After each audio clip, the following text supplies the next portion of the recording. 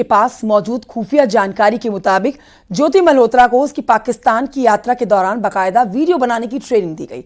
न सिर्फ उसे यह बताया गया कि वीडियो में क्या दिखाना है, बल्कि कौन सा कैमरा इस्तेमाल करना है, इसकी भी पूरी जानकारी दी गई। रिपोर्ट देखिए। न्यूज 18 इंडिया के पास मौजूद जानकारी के मुताबिक यूट्यूबर ज्योति मल्होत्रा को उसकी पाकिस्तान यात्रा के दौरान बाकायदा वीडियो बनाने की ट्रेनिंग दी गई थी। यही नहीं, किस जगह कौन सा कैमरा इस्तेमाल करना है, ये भी ज्योति को उसके पाकिस्तानी आकाओं ने ही बताया था। ज्योति खुफिया जानकारी जुटाकर 3 तरीकों से पाकिस्तान तक पहुंचाती थी। पहला तरीका था वीडियो ब्लॉग, जिसकी ड्यूरेशन औसतन आधे घंटे की होती थी, जिसमें वो संवेदनशील जगहों को तफसील से दिखाती थी। दूसरा तरीका था शॉर्ट्स यानी छोटे वीडियो, जिनकी ड्यूरेशन 1 मिनट की होती थी। तीसरा तरीका था लाइव चैट, जिसमें ज्योति के पाकिस्तानी फैंस उससे लोकेशन के बारे में लाइव सवाल पूछते थे। बताया जा रहा है कि ज्योति जो कैमरा इस्तेमाल करती थी वो सेल्फी मोड में नहीं होता था। वीडियो इस तरह शूट किया जाता था कि पीछे की लिखावट यानी बोर्ड या दीवार पर जो लिखा हुआ है वो साफ तौर पर समझ में आ जाए। तो देखिए, पिछले 4 से 5 महीने में ज्योति मल्होत्रा ने 30 से ज्यादा भारतीय शहरों की यात्रा की, जहां उसने सबसे संवेदनशील इलाकों के वीडियो बनाकर सोशल मीडिया पर शेयर किए। अब सुरक्षा एजेंसियां इन सभी वीडियोस की जांच कर रही है। खुफिया एजेंसी के सूत्रों के मुताबिक ज्योति को पाकिस्तान में जो वीडियो बनाने की ट्रेनिंग दी गई थी, उसमें उसे ये तक बताया गया था कि उसे कब कौन सा कैमरा इस्तेमाल करना है और कितनी देर में उसको ज्यादा से ज्यादा तस्वीरें लेनी हैं। ज्योति की बनाई हुई वीडियोस का आंकलन करने के बाद खुफिया एजेंसी को कुछ और अहम जानकारियां भी मिली हैं।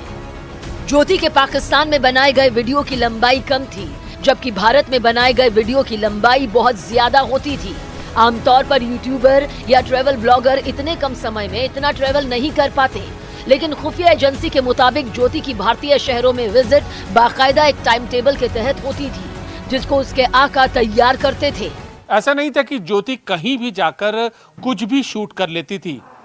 उसको एक पूरा खाका दिया जाता था कि कहाँ जाके किस भाषा में उसको किस लोकेशन को दिखाना है, और वो करती वैसे भी। और जैसे ही उसका वीडियो अपलोड होता, बहुत ही डिटेल में इन सारी चीजों की जानकारी वह अपने व्यूअर्स के सामने रखती। तो ज्योति अपने वीडियोस में संवेदनशील इलाकों की जानकारियां बेहद शातिर तरीके से डाल देती, जिससे पाकिस्तान में बैठे उसके आका आसानी से भारत के बारे में अहम इंफॉर्मेशन हासिल कर लेते। 4 महीने, 10 प्रदेश और 30 से ज्यादा शहरों की यात्रा। खुफिया एजेंसी की रिपोर्ट के मुताबिक यूट्यूबर ज्योति मल्होत्रा पहलगाम हमले से पहले लगातार देश भर के कई संवेदनशील इलाकों में जाकर वीडियोस बना रही थी। पिछले 4-5 महीनों में ज्योति नागालैंड, गुवाहाटी, बनारस, प्रयागराज कुंभ, कश्मीर, केरल, बिहार और ओडिशा तक जा चुकी थी। अपनी प्रयागराज यात्रा के दौरान उसने दिल्ली से प्रयागराज तक का पूरा रोड रूट दिखाया। महाकुंभ में उसका फोकस वो पुल थे जहां ज्यादा भीड़ रहती थी। बनारस में ज्योति ने अपने वीडियोस में घाटों पर ही सबसे ज्यादा फोकस किया, जबकि बिहार से नागालैंड की यात्रा में वो हर अहम लोकेशंस के बारे में जानकारी देती रही। खुफिया एजेंसियां अब सतर्कता से ज्योति के हर ट्रिप की जानकारी जुटा रही है। साथ ही ये भी जानने की कोशिश कर रही है कि वो इस दौरान किन किन लोगों के संपर्क में आई थी। तो देखिए, ऑपरेशन सिंदूर के बाद चर्चा में है देश के गद्दार। भारत का नमक खाते हैं, लेकिन इन पर आरोप लग रहा है कि पाकिस्तान की ये गुलामी करते हैं। अब पकड़े गए हैं, हर रोज नए खुलासे हो रहे हैं, नए राज उगल रहे हैं। सबसे बड़ा चेहरा है यूट्यूबर ज्योति मल्होत्रा, लेकिन अब यूपी में भी कनेक्शन इसका जुड़ता हुआ देखा जा रहा है।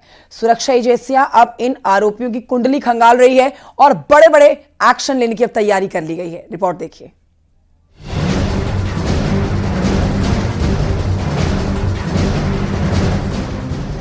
कहते हैं घर के बाहर के दुश्मन से ज्यादा खतरनाक वो दुश्मन होते हैं जो घर के अंदर ही छिपे होते हैं। पंजाब से लेकर हरियाणा और उत्तर प्रदेश तक ऐसे ही दुश्मनों की तलाश हो रही है जो पाकिस्तान से यारी और देश से गद्दारी कर रहे थे।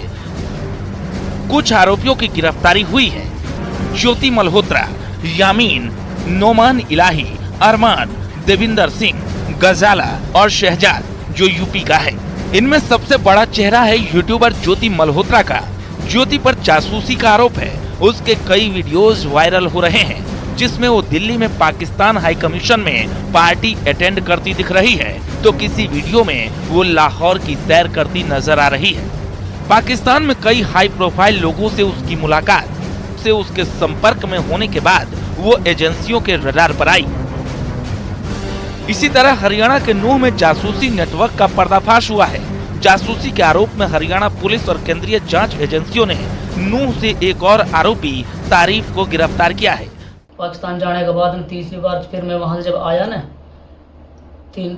आने के बाद फिर उसके जब मेरे पास बाद में कॉल आई, फिर उसने कहा कि अब तो है जो सिम से काम नहीं चलेगा, अब तो वीज़ा नहीं लगेगा तेरा। जब मैं वीज़ा के लिए गया तो अब तो कुछ हमारे लिए कुछ करना पड़ेगा और उसके लिए हम तुझे लाखों रुपया देंगे, जहाँ भेजेंगे वहाँ जा सकता है।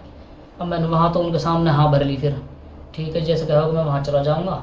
उसने कहा कि सिरसा जाना है और एयरफोर्स से जो उसके बारे में उसकी फ़ोटो वीडियो कुछ हमें देनी पड़ेगी। मैं कि ठीक है। फिर मैं वहाँ से आ गया। आने के बाद मैं घर आ गया। इन सभी जासूसों पर आरोप तो अलग अलग हैं, लेकिन इन सब का कनेक्शन पाकिस्तानी उच्चायोग के एहसान उर रहीम उर्फ दानिश से है। पाकिस्तान के लिए जासूसी करने वाली यूट्यूबर ज्योति मल्होत्रा की जांच जैसे जैसे आगे बढ़ रही है, वैसे वैसे कई बातों से पर्दा उठ रहा है। Bureau report, news 18 UP Uttarakhand. तो देखिए, जासूस ज्योति का एक और वीडियो सोशल मीडिया पर वायरल हो रहा है, जिसमें ज्योति पाकिस्तान जाकर ऐसे सेलेक्टिव वीडियोस बना रही है जिसमें आप साफ तौर पर समझ सकते हैं कि दिखाने की कोशिश है कि वहां के हिंदू बहुत खुश हैं। साथ ही ये भी बताया जा रहा है कि पाकिस्तान में हिंदू आबादी भी बहुत है। तो ये वीडियोस जो उन्होंने अपने सोशल मीडिया प्लेटफॉर्म पर डालें, चाहे वो इंस्टाग्राम हो चाहे वो यूट्यूब हो, और यहाँ पर ये वीडियो डालने का मकसद साफ समझ आता है कि पाकिस्तान में जो 3% मुस्लिम हिंदू रहते हैं वो कितने खुश हैं। एक तरह से पाकिस्तान के लिए ये एक प्रोपेगेंडा चलाने की कवायद आप कह सकते हैं, पाकिस्तान के पर्यटन को बढ़ावा देने के लिए, वहाँ हिंदुओं की बेहतरी को लेकर, वहाँ हिंदू मंदिरों को लेकर। लेकिन अब सुरक्षा बलों के हाथों चढ़ चुकी है ज्योति मल्होत्रा, जिनसे कई सवाल जवाब किए जा रहे हैं। कई ऐसे जासूस जो पाकिस्तान के लिए भारत की गोपनीय जानकारी पहुंचाते थे, अब सुरक्षा बलों के हत्थे चढ़ चुके हैं।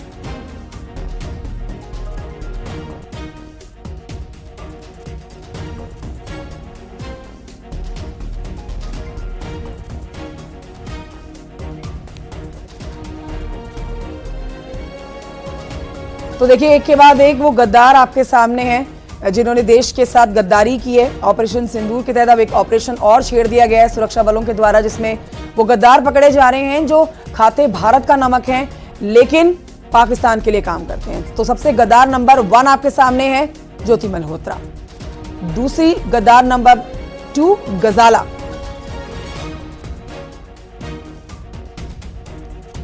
यामिन मोहम्मद ये तीसरा गद्दार जो कि दानिश को आर्मी मूवमेंट की जानकारी भेजा करता था। गद्दार नंबर 4 देवेंद्र सिंह। पटियाला कैंट का वीडियो और संवेदनशील जानकारी पहुंचाने का आरोप इस पर। गद्दार नंबर 5 आपके सामने अरमान, जो दानिश को भारतीय सिम दिया और व्हाट्सएप एक्टिवेट किया और कई महत्वपूर्ण जानकारी पाकिस्तान तक पहुंचाई गई। तो एक के बाद एक ऐसे कई गद्दार हैं जो भारत के साथ गद्दारी करते थे। और आइए बढ़ते हैं आगे, कुछ और खबरें आप तक पहुंचाते हैं। गोरखपुर की बात करते हैं, जहां पर चिड़ियाघर में बर्ड फ्लू से बाघिन की मौत के बाद देश भर के चिड़ियाघर और टाइगर रिजर्व पर अब अलर्ट जारी कर दिया गया है। बाहर से नए जानवरों की एंट्री जू में बंद कर दी गई है। साथ ही देश भर के चिड़ियाघरों में काम करने वाले कर्मचारियों की अब जांच करके उनको भी क्वारंटाइन किया जा रहा है। रिपोर्ट देखिए।